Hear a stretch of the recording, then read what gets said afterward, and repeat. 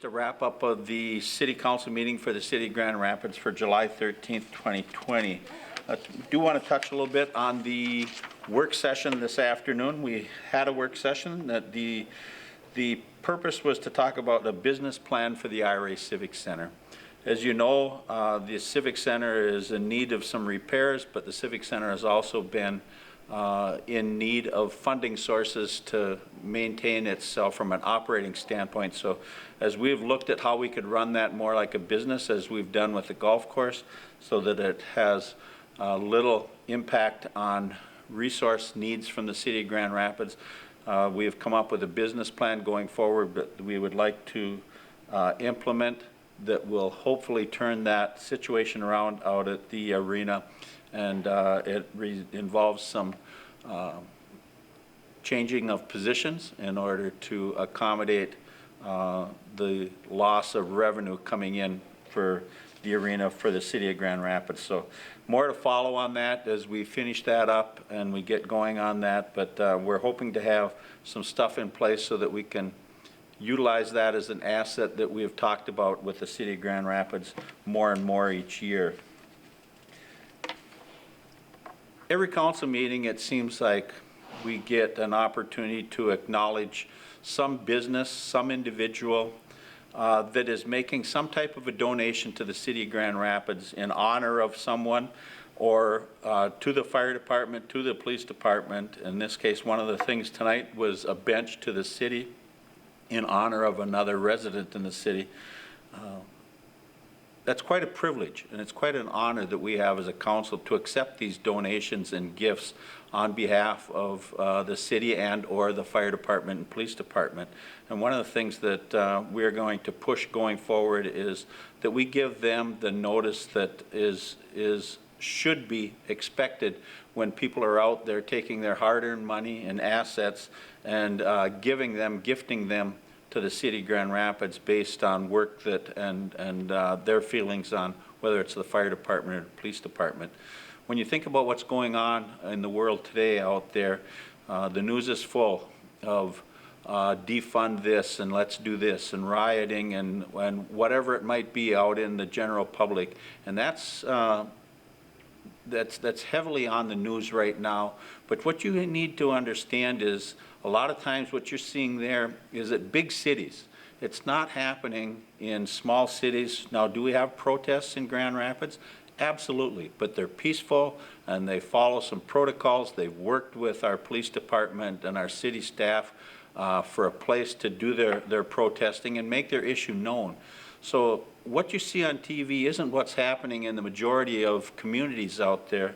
The 80% that live in towns of probably 20, 25,000 or less, all the way down, that have police departments, that have fire departments, where those departments are appreciated and valued.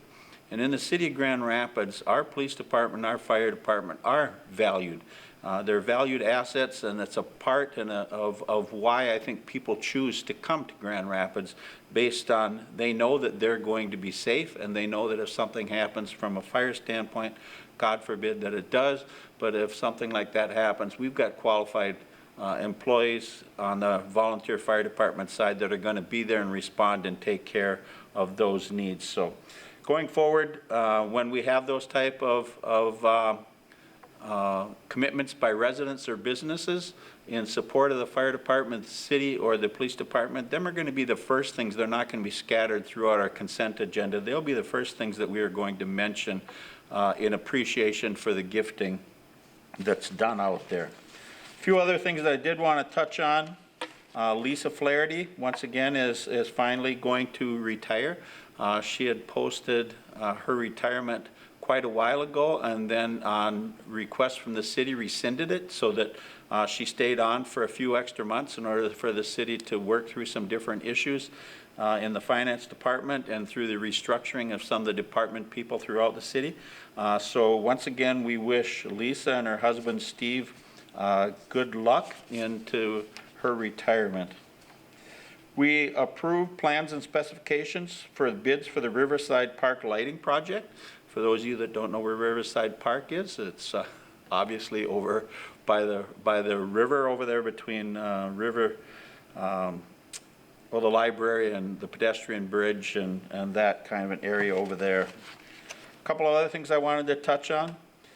Contingent, there's a county board meeting tomorrow, and you've probably all been aware of the discussion and issues out there facing the county with the build-out of a jail facility from the Department of Corrections and the time frame that they're under.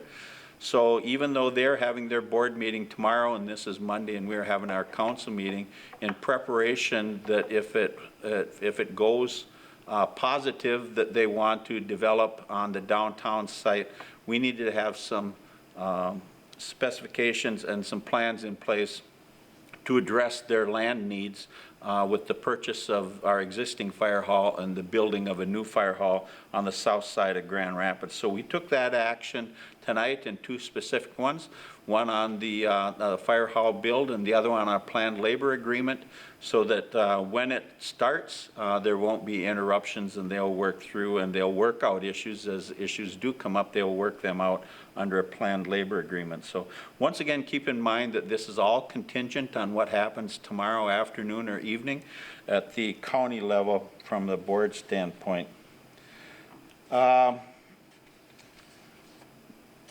We entered into some agreements with ICS for that construction, engineering, architectural, and construction management services for the fire hall. And we entered into a PLA then with Iron Range Building and Construction Trade Council, so that once that project would start. We established a list of eligible firefighters for the city of Grand Rapids. So along with that list, we were 2 firefighters short. And I'm happy to announce that Patrick Flaherty and Kevin Kavisko have been appointed as 2 new trainees to the Grand Rapids Fire Department, and I believe that puts us back again at full staffing in the fire department going forward. So, as always, I like to leave you with the message of it's a beautiful time of year. I encourage you to get out there and enjoy the many activities that you can do alone with COVID out there and social distancing and some of the restrictions that are going to either continue to be in place for a while or expanded for a while. We need to do what we can to make sure that yourself as a citizen and the people you live around and the ones that you work and see in your activities during the day are taken care of. I encourage you to please wear a mask when, I'm certainly not wearing one right now, but when I go out and I try to do my shopping, I try my best to throw a mask on when I'm getting groceries or I'm at L&M or whatever it might be. But do your best to be considerate of others and respect that we've got an older population in a lot of instances around the area, and they are the most vulnerable, so please take caution where you can. Otherwise, get out and enjoy the community that we have, all the parks, the trails, the many activities that you can do with little or no outlay of cash, that you can go and make use of some of the assets that we have as a community. With that, I look forward to visiting with you on July 27th, 2 weeks from now, at the council meeting and work session, and giving you a wrap up at that time. Take care and have a good evening.